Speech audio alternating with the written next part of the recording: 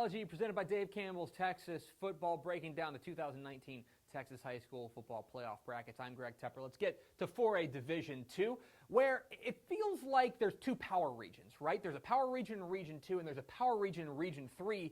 The other regions, 1 and 4, I think they have favorites, but it's a lot more wide open, and maybe there's not that prohibitive favorite at the very top that we're keeping an eye on. Let's start with Region 1, where, again, last year, you remember, it was surprising Iowa Park who ran all the way to a state semifinal. I think we could be in for another surprise this year, although I do think there are teams in the pole position. You start with Midland Greenwood. The Rangers are undefeated, looking very strong right now. They have absolutely dominated their district, but they are running headlong, in my opinion, into a regional semifinal matchup with Lubbock Estacado, another very dangerous squad there from the South Plains. Want to keep an eye on them. The bottom half of the bracket feels like it is anybody's ball game. Iowa Park has to be the favorite, I think, to come out of there, but I think Glen Rose is dangerous.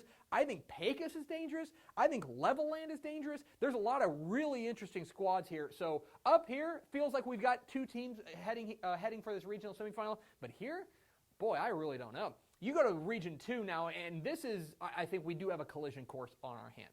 I think the overall best team in 4A Division II, and arguably the top two, reside here with Pleasant Grove. Pleasant Grove, of course, the number one team in 4A Division II, according to Dave Campbell's Texas Football. They have been fantastic all year long outside of a close loss to 4A Division I state-ranked Carthage.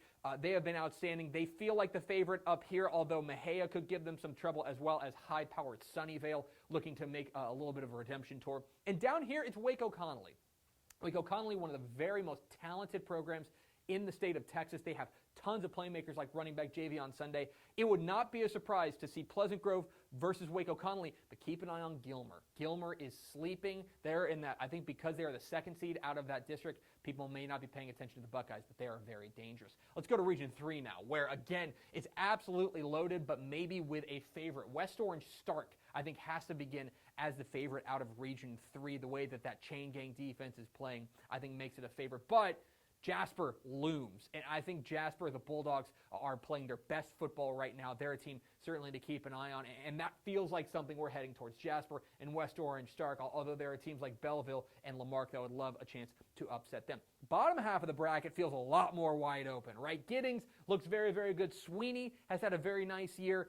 Silsby, I think, is a team still with a very high upside, but who comes out of here? I mean, I really have no idea. This is going to be a firefight here. It feels like we are heading towards a Jasper-West Orange Stark regional semifinal here.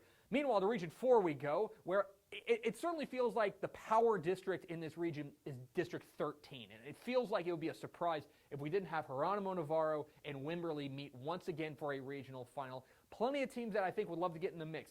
Sinton, I think, is a dangerous squad. The Pirates are playing very good right now. I'm interested to see what a team like Raymondville, undefeated from the Rio Grande Valley, they are a team certainly to keep an eye on, but they've got an interesting first-round matchup with Corpus Christi West Oso.